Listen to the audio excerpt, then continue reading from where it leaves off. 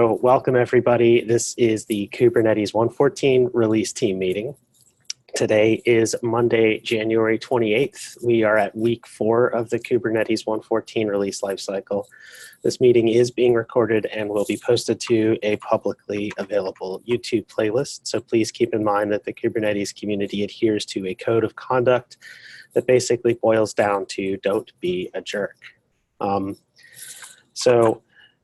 This is a fun, exciting week for me. We're coming up on our first freeze deadline, and I see a couple fun memes getting thrown around about that. I personally am trying to hold all the really fun memes for code freeze, but it's pretty amazing. I have been extremely busy with a lot of little things, many of which are related to the release, but not all of them. So I feel like I've been kind of behind on docs and calendar invites.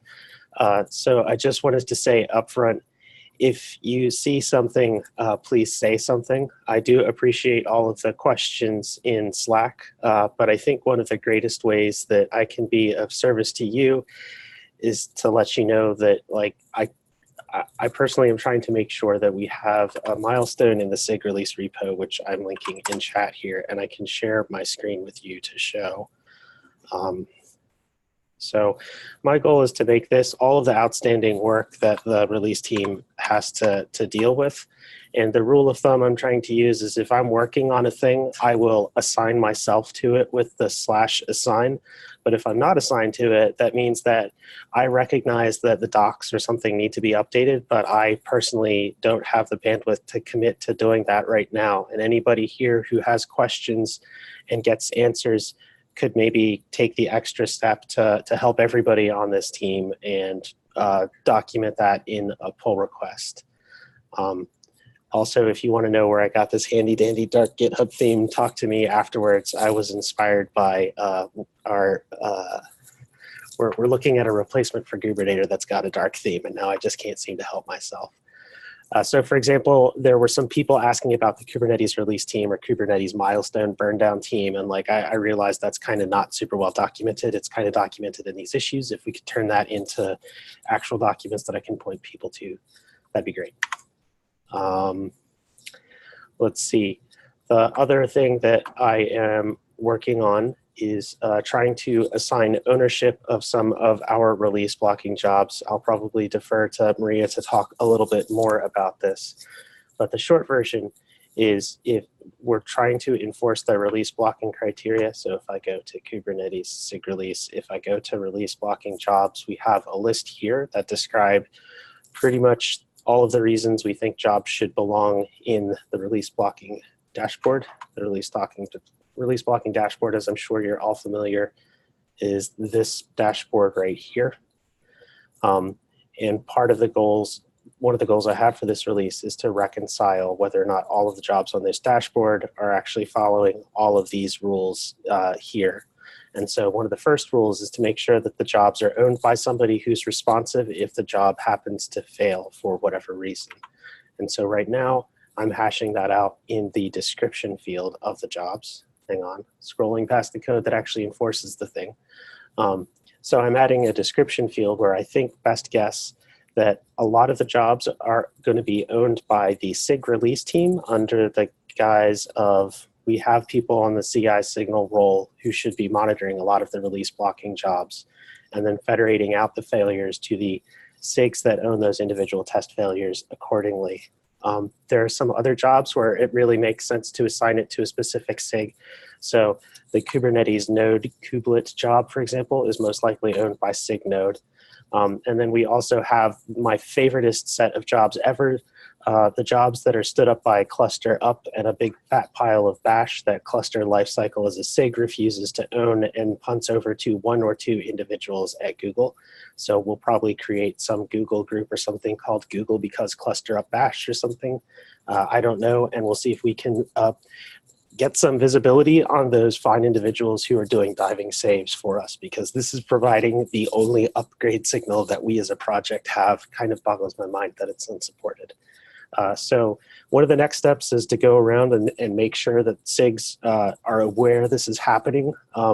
I kind of don't necessarily want to be a voluntold kind of person, but at the same time, I really do want to end this week with email addresses for all of these. I also have some other to-dos that I'm aspiring to get to, like maybe describe what if I could automatically provide a link to the file that defines this job, that can maybe help people answer questions like, what is this job actually doing, if they can read like the regular expressions and stuff that are used to skip the job.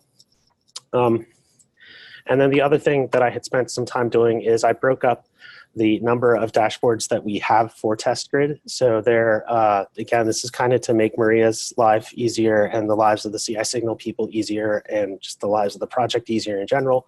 There are 3 dashboards that have anything to do with the currently in development release. It's SIG release master blocking, which we already know about, SIG release master informing, which are jobs that might provide useful signal, but we're not going to be gating on or sweeping over as quickly. And then SIG release master upgrade. So there are there were other jobs like kubectl skew or master upgrade optional or whatever. If you really want to know where those jobs went, I didn't delete them. They're just on other dashboards, and I can link you to the PRs that made these things happen. Our upcoming milestones, and I'll just stop sharing now so you all can see my smiling face. So enhancement freeze is tomorrow. Enhancement freeze is end of day Pacific time tomorrow. We're not necessarily enforcing this with any automation, though I'm happy to listen to any suggestions Claire makes. Enhancements freeze means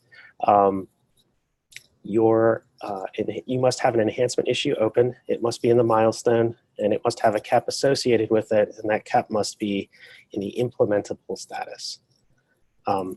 Hannes is also going to cut the next alpha build of the 1.14 release for us. Super looking forward to that, and I've linked to the issue where he'll track his progress on that. But looking a little bit further out, 2 weeks from tomorrow, we'll be cutting the next build. I think that's everything I have. Any questions before I hand over to Claire? Okay, cool. Claire, take it away.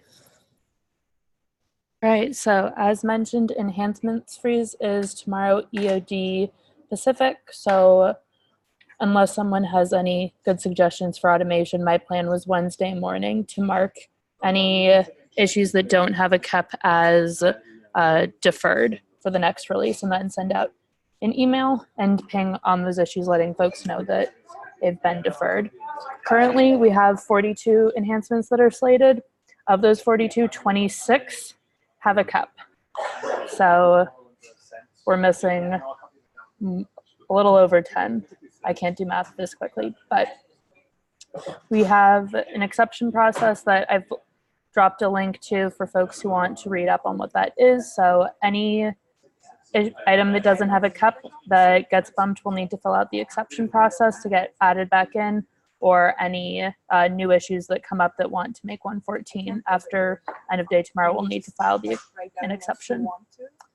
And additionally, my shadows were selected, and I think they're all on this call. So hello and welcome to Lockie, Loic, and Arnaud. I'm there. And that is all I have. Any questions for me?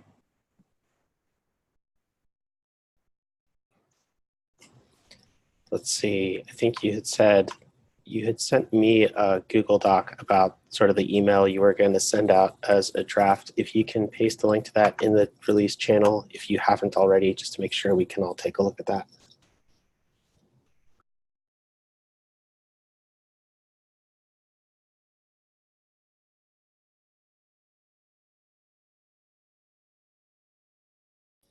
Okay, over to Maria to talk to us about CI Signal. On mute right now, Maria. How about this? No? Better. Okay, good. Awesome. So main piece of news for this week is that there seems to be a GC capacity issue that is causing lots of master blocking and master upgrade jobs to fail. That was the majority of failures that we're seeing at the moment on test grid.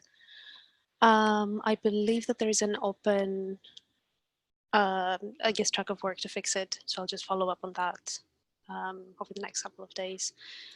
Other than that, there is an issue in SIG storage, I believe, that I haven't just heard back from the SIG. So I've poked them today on the Slack channel because it's also failing on their dashboard. So I just want to see what sort of they're up to. And I think that's about it at the moment. You've covered most of the things that I want to talk about related to the separation between blocking and informing. So as you said, like essentially anything that used to be in blocking, but that didn't run often enough and was not quick enough in a way, has now moved to informing. I will keep it sort of the back of my head to see if there is part of these tests or some of these tests that could make their way back to blocking in the future.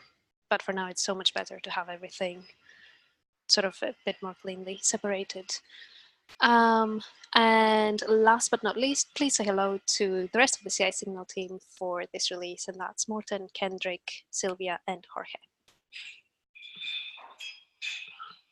And any questions from me?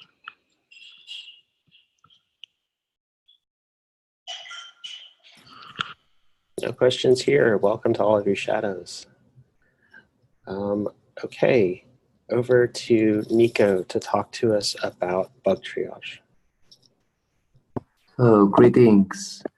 The team has been finally formed, and it's quite large. There's 8 shadows selected. There's Nicholas, Marco, Mayank, Shubeksha, Mohammed, Ibrahim, Timi, and Gianluca. Welcome, everyone.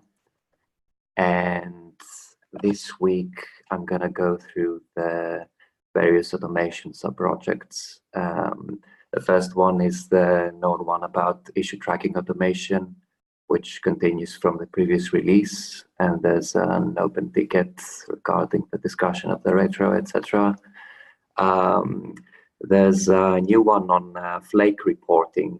So I have a link there, which was an old report in 1.6, probably 2 years ago or something. And the idea is to automate these. So I'll be coordinating with Maria and any interested shadows regarding that. Hopefully it will be simple to do, but yeah, needs more investigation. And other news, Triage Handbook has been rewritten. The link is there. It has been reviewed, and it needs an LGTM to be merged. I wrote a piece on case law and filtering in general regarding the later stages. It's still short and abstract, but it could be expanded. You can comment on these. And another item is creating a tracking sheet that automatically pulls the issues. I'm going to use the previous scripts that I have and update them with the new ones that will be created over the next weeks. And the last one is automatic milestone assignment to merged PRs. What are the thoughts about this? So merged PRs that are targeting and will be present in 1.14 will be available from the searching for just for the 1.14 milestone, and they will all be shown as closed.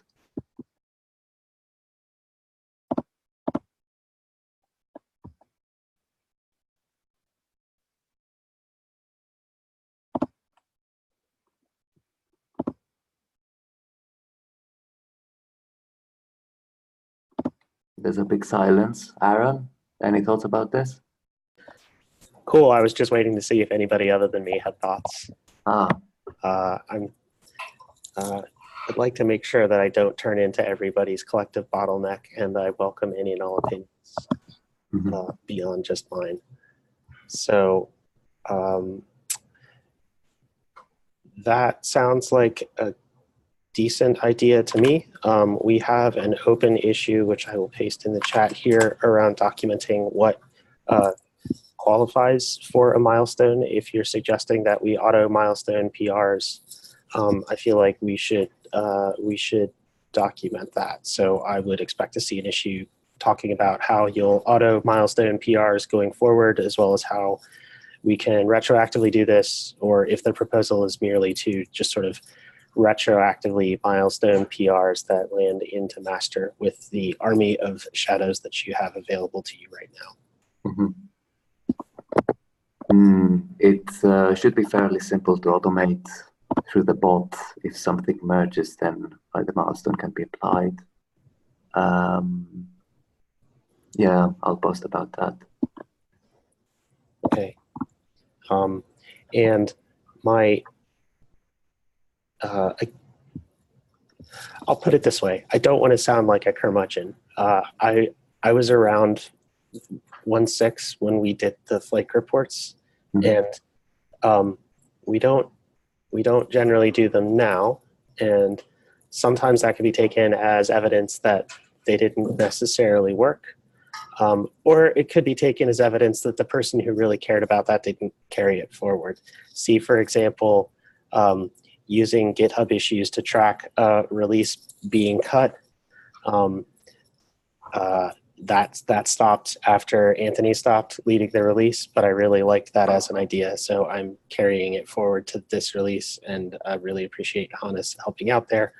So if this is something you'd like to carry forward to this release, that sounds great. I shared some details with Maria about the many publicly available data sets we have that would allow you to compute this.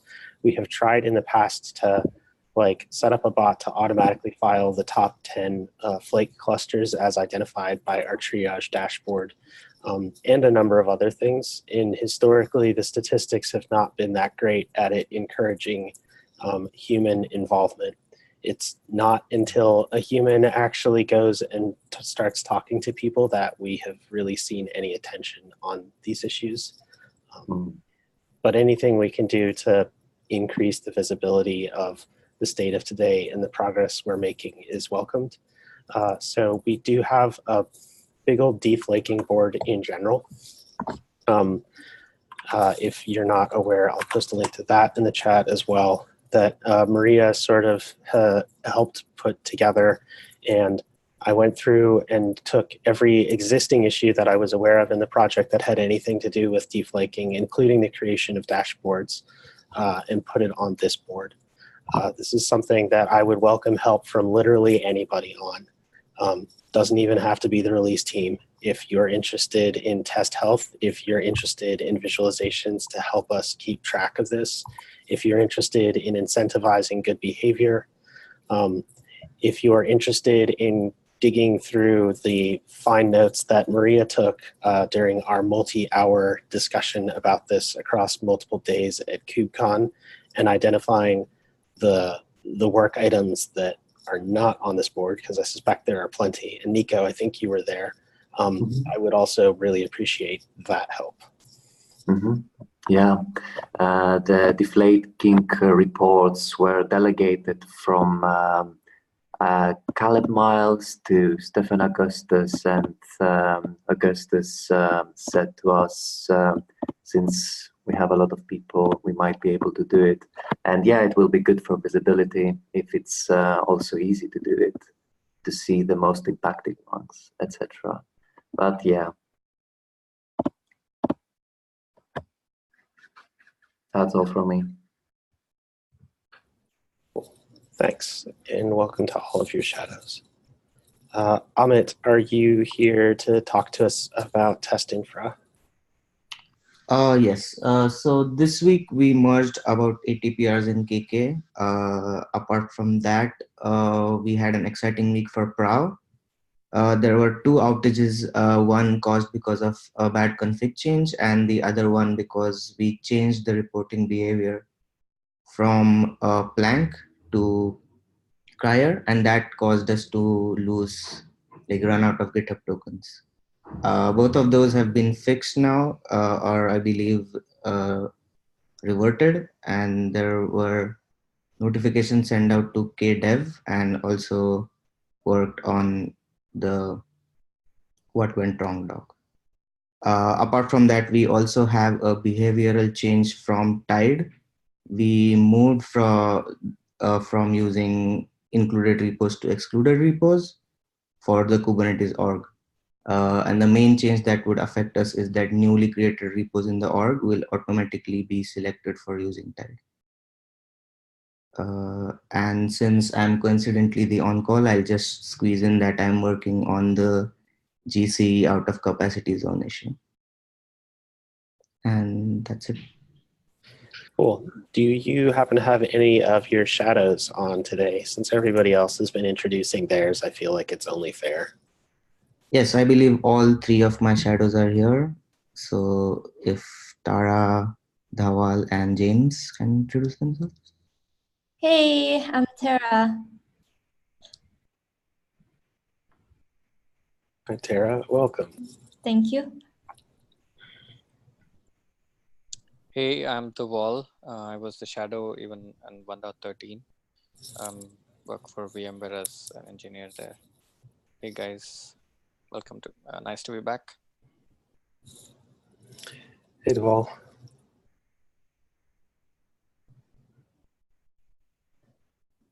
James, I see you here.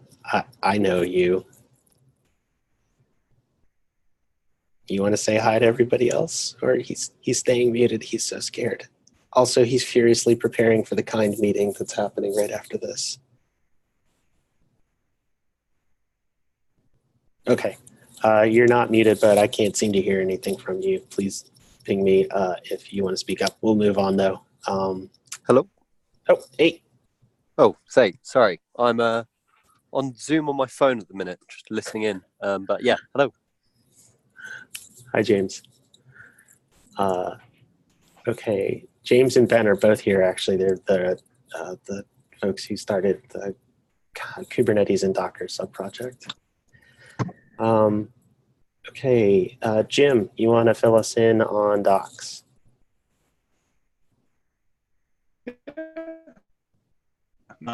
So still need the metrics as far as docs needed versus present. That's going to be a little easier to get once we have the enhancements freeze, really know kind of scope down what kind of enhancements we're looking at, what needs docs. So more to come there. Submitted the docs date for review, Aaron, and also I saw you sent that out to SIG Docs. That was undersight on my behalf, so I appreciate you doing that. Definitely want to get their input on those dates.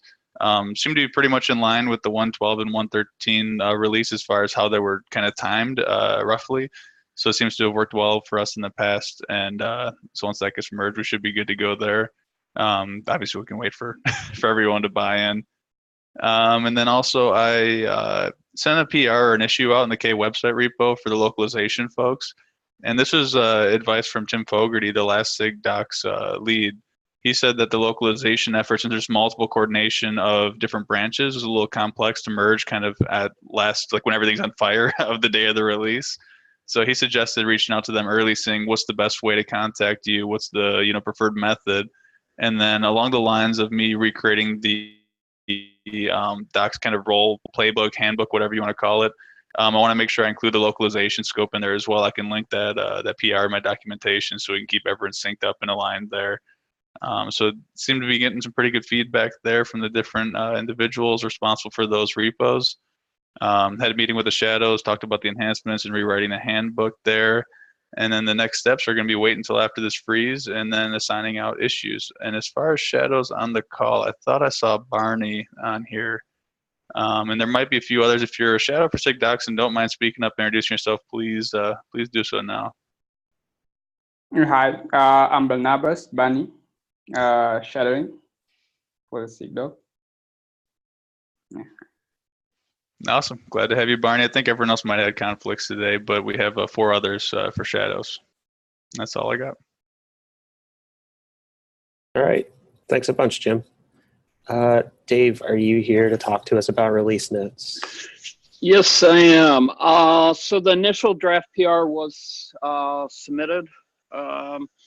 So one of the things we're also wanting to work on is within the release or the release tooling or release note tooling, and I believe Jeff actually submitted a PR to move that on our SIG release, is have it support kind of automate some of the verbiage that we use, because that's been a common problem that we've had in the previous releases, is with verbiage within the release notes we pull down.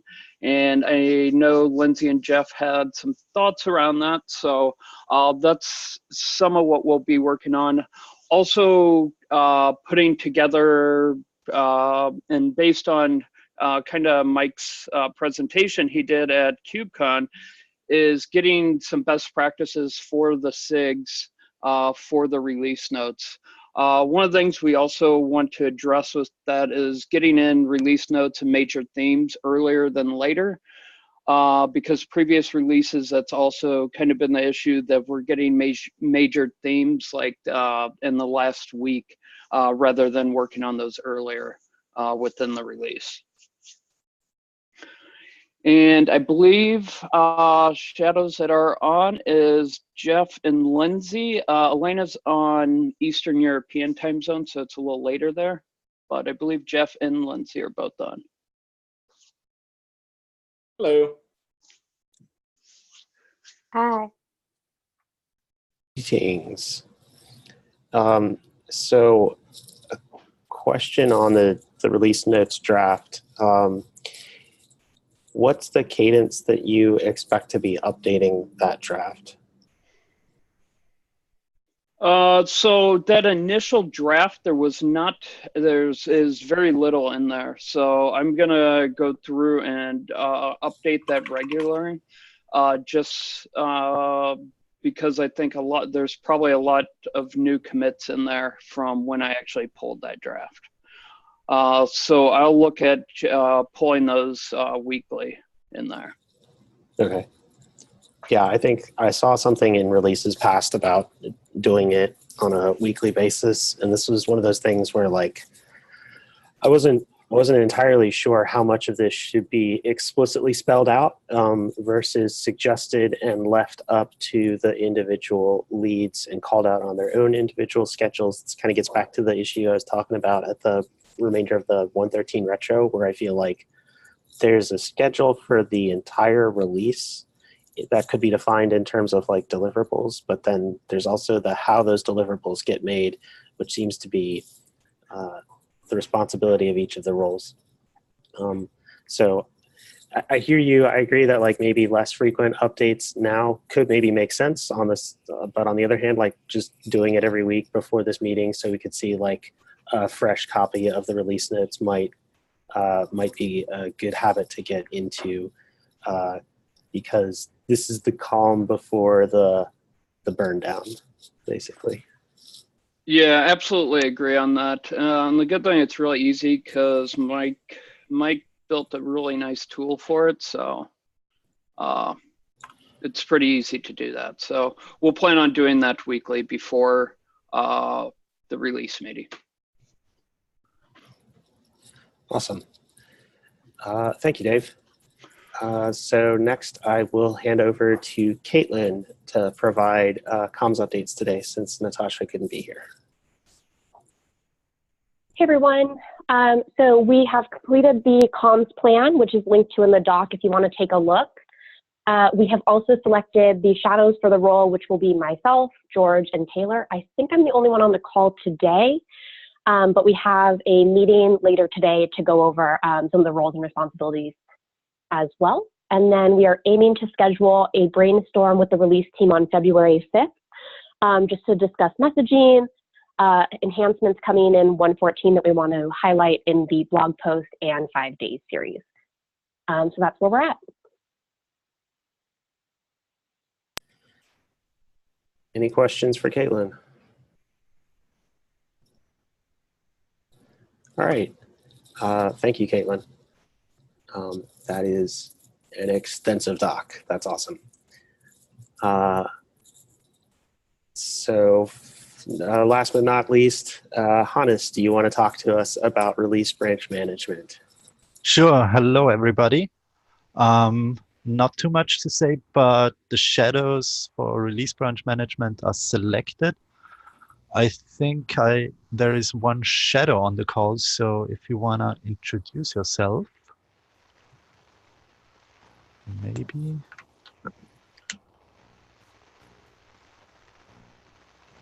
Cheryl? Hello, can anyone hear me? Yeah. Hi. Yes. Hi.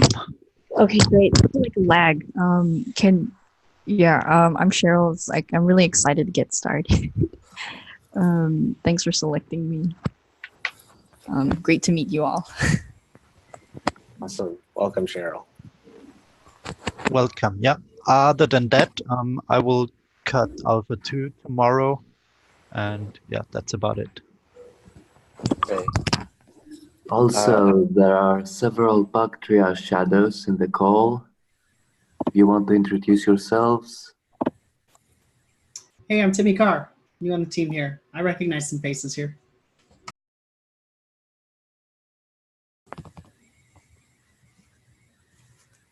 And Luke, I saw you speaking, but I couldn't quite hear you. Can you hear me? Yes. Okay. Hello, everyone. Thank you for having me.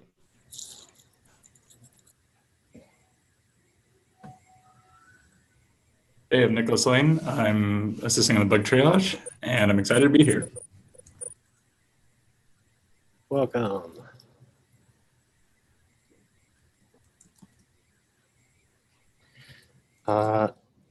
Okay, on the topic of stuff that Hannes has been involved in, I thought it might be relevant to talk about the KEP that Hannes mentioned last week around what is involved in cutting debs and RPMs. Specifically, I've been not super involved in that discussion. There's a meeting on the SIG release YouTube channel that I think folks sort of discussed that KEP Hannes. Where I, as a release lead, am most interested / concerned / paranoid / excited is sort of the integration touch points of this effort, because the really conservative version of me wants to make sure that like it's all done before code freeze, that we don't like completely change how we're cutting everything right before we actually cut everything. And I at present don't have a great feel for sort of the schedule for that effort. I was wondering if you could speak to that, or if you could tell me like who I should be speaking to on that. Yeah. So I did not have as much time as I wanted to go through the comments on the KEP I opened or the other KEPs that have been opened in regards to packaging or promotion of artifacts and that stuff. That's a thing I planned for the coming days. To be honest, I don't see much of the stuff happening in 1.14 because it's just too late. But as said, I need to catch up on all the things, and I really cannot answer your question on where are we standing right now, really. But as said, I tried to do that the next day and try to summarize this in some form or the other, maybe in one of those KEPs or somewhere else. But I need to get an overview myself first. But again, I don't see much happening, or I don't see a big change for 1.14. Okay, that's fair. I know there was at least some discussion amongst the SIG cluster lifecycle folks over trying to like consolidate where the canonical description of building Kubernetes lives, because it feels as though that's currently split across K-release and Kubernetes. That is true. That is one of the main issues which kind of all or many of those KEPs floating around try to address. That might change. I'm not sure about that, but me as a release branch manager would only do it very consciously. So only if I'm sure that there is nothing breaking and not alone, I won't flip the switch alone, basically. I would involve other people. But again, I need to get an overview of what is currently the state of affairs, and then we'll see. Okay. So one other general program administrivia thing that comes to mind after we've been talking about all of this, recognizing that I've been kind of slow on documenting all the words that come out of my mouth with respect to KEPs. One of the things that I've been trying to do is that KEPs as a process used across the entire project to manage enhancements and features that land in Kubernetes is something that I have asked SIG-PM to take on as an effort. And so what I'm trying to have us do is take any discussion about questions about the whats and the whys of KEPs and have those over in the SIG-PM Slack channel. There are absolutely going to be questions about what has to be in by enhancements freeze today, and I will try and answer those in the SIG release channel. But if we start asking questions about like what all needs to be in there or where should I look for this stuff, I want us to have that conversation in SIG-PM. And this is purely to preserve my own sanity, because historically when I've had to talk about changing how we do things with respect to KEPs, I've had to go talk to SIG release, SIG architecture, SIG-PM, SIG contributor experience, just all the SIGs. And so one place for KEPs, SIG-PM. So if people are pinging you about this and you're having these discussions privately, maybe consider if it would be valuable for other people to hear the questions and answers over in the SIG-PM Slack channel.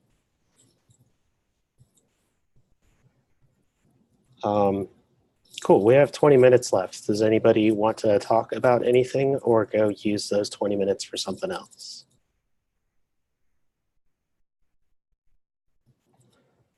Awesome. Well, for anybody who wants to use those 20 minutes to configure their browser to use Slack dark mode or GitHub dark mode, I pasted links in the SIG release Slack channel. Feel free to practice whatever dark arts you wish. And have a happy Monday.